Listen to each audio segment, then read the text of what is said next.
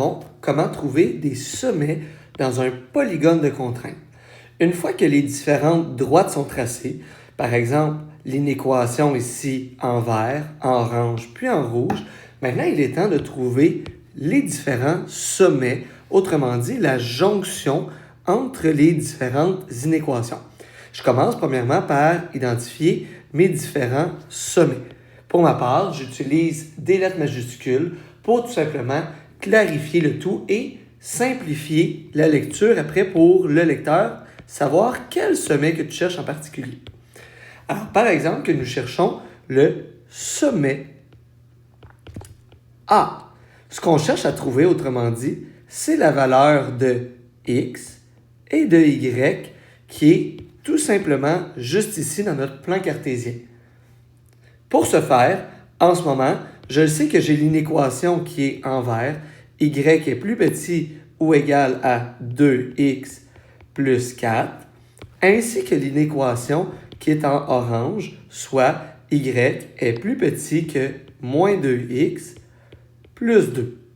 Une fois que je suis rendu là, c'est de là que je dois utiliser l'une des trois méthodes de résolution pour trouver la valeur de x et y. Je te rappelle, les méthodes que tu as, c'est soit la méthode de comparaison, soit la méthode de substitution, puis finalement, soit la méthode de réduction. En ce moment, je suis présentement sous ma forme de base de y est égal à ax plus b dans les deux inéquations. Ce qui veut donc dire que je vais utiliser la méthode de comparaison juste ici. Souviens-toi que la méthode de comparaison, c'est y1 va être égal à y2. Alors, regardons ici. y1, soit l'inéquation en vert, va être égal à y2, l'inéquation qui est en orange juste ici. Excuse-moi, là, j'avais fait une petite erreur. Ici, c'est mon y2. Je viens réécrire les deux inéquations et je vais venir les comparer. Alors, 2x plus 4 va être égal à moins 2x plus 2. Une fois que je suis rendu là, je vais faire les opérations inverses pour finalement trouver quelle va être la valeur de mon x qui est juste ici dans mon inéquation. Pour ce faire, je vais venir isoler le x d'un bord du côté du égal. Alors, plus 2x qui est ici, je l'envoie de l'autre côté. Ce que je vais faire, l'opération inverse du moins 2x plus 2x que je vais transférer de l'autre côté. Je vais être donc rendu à 4x plus 4 qui va être égal à, qu'est-ce qui me reste? Le 2 juste ici. Moins 4 finalement.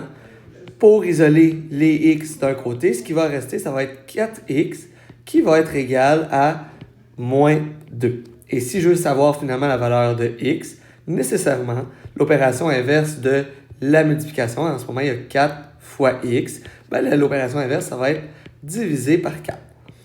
Alors, moins 2 divisé par 4 des deux côtés, alors divisé par 4, ce qui va me donner ici moins 0,5 qui est représenté par x.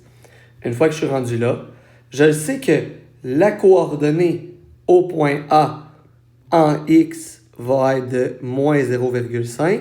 Je cherche donc à trouver la coordonnée en y pour avoir la rencontre, le couple, la jonction entre les deux droites. Je vais reprendre une des deux inéquations. Pour ma part, je vais prendre par exemple l'inéquation en vert qui va être y est plus petit ou égal à 2x plus 4. Je vais venir remplacer la valeur de x que j'ai trouvée dans mon inéquation juste ici pour me permettre de trouver la valeur du y. Ce qui va donc faire que y va être plus petit ou égal à 2 multiplié par mon x que j'ai trouvé qui est moins 0,5 juste ici en bas, plus 4. Et quand que je calcule tout ça sur ma calculatrice, je sais que le y vaut donc 3. Ce qui va donner que le couple A, le sommet A, sa coordonnée va être moins 0,5 en x et 3 en y.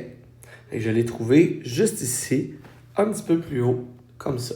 Ça va être le même principe pour le sommet B et le sommet C. Fais attention, le sommet B, tu vas voir, c'est l'inéquation qui est en orange, ainsi que l'inéquation qui est en rouge.